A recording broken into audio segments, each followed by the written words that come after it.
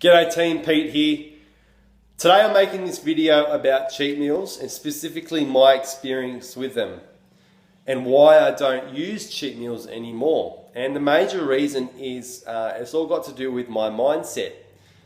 To understand, let's just take you back a few years and talk about what I used to do. Now, I used to severely restrict my diet to get ready for bodybuilding competitions. This would entail me eating a certain amount of food, probably less than what I needed, definitely less than what I needed. But if you just take a look at this blue line here, this would represent what I'd need to eat every day to maintain a body weight that I was at. If I wanted to lose weight, what I would then need to do is eat less, okay? Like this here.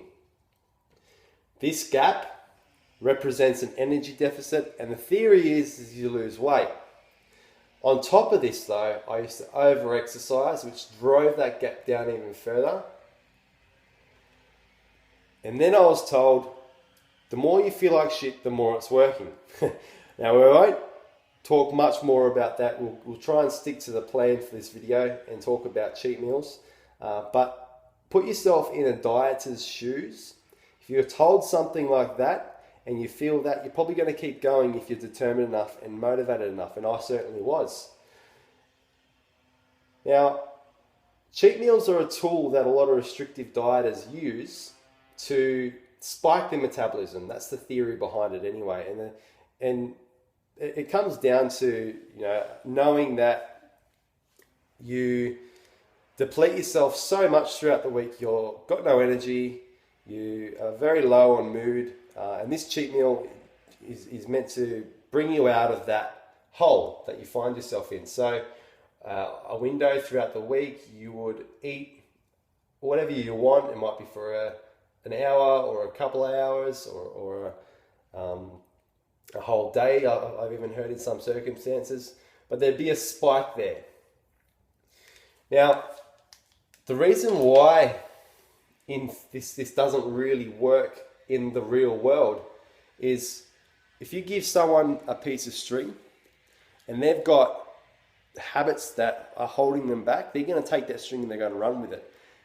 If I told you to go and eat a bar of chocolate right now because it's good for you, you'll probably go out and buy 10 bars and go and eat 10 bars if you're a chocoholic.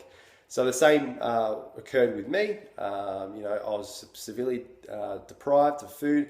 And throughout the week, all I think about was, chicken schnitzels or my favorite Krispy Kreme donuts or hot cinnamon donuts from Donut King, mint slice cookies. I'd think of all of this stuff, Pop-Tarts, and then I'd buy it throughout the week and have my little cupboard that I would raid as soon as it was time for cheat meals. Now, my cheat meals, they started off pretty controlled. They would be for an hour.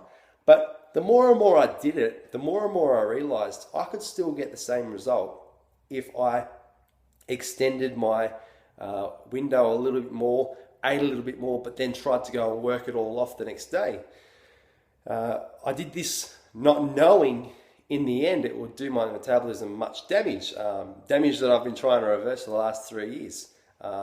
So back to the cheat meals thing. I don't use cheat meals for this reason. And that reason alone is, in my mindset, if I go and have a cheat meal, I'm probably going to go and eat whatever I want, whatever's in sight. And I even felt that on Saturday night when me and my partner went out for dinner. I specifically said I'd make a mistake on that night, a mistake in my plan. I'm getting some really good results right now. So I have a devil on my shoulder, and that devil comes from back when I used to bodybuild. And it's telling me, change something, do more cardio, get better results, cut this out, cut that out. So I've got that little devil on my shoulder, and then I've got an angel over here saying to me, don't, with the plan, stick to it and keep doing what you're doing. So in my head, I've still got a lot of mindset issues that I'm working on. And if you have a look at this, even if I didn't use cheat meals because of my mindset, that big spike, given that you've given yourself enough time, you've eaten enough food, you can eat more in that period of time than you've restricted over this time here, and it negates the result. So at the end of the day, you shouldn't really need cheat meals. If you're eating the right kinds of foods throughout the week, your body's not going to be depleted. If you're not over exercising, your body's not going to be depleted, and you're not going to need cheat meals to refuel. I've even heard cheat meals being called refuel meals. So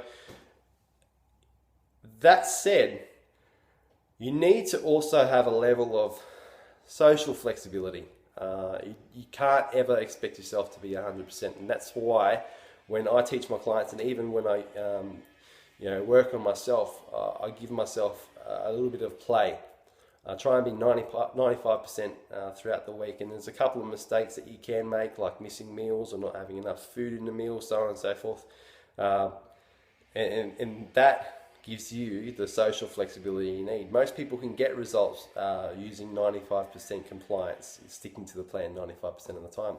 If you want better results, you've got to be more compliant, obviously, and I'm at the stage now where I'm really tightening up the reins. So I hope this was an insightful video for you. If you like it, please share. Subscribe to our YouTube channel for more videos like this. And we've also got a free fat loss e-course on our website, physique.com.au, where you can get started with some tips, tricks and strategies to help you lose body fat, build muscle, get more energy, and look the best you've ever looked. Bye for now.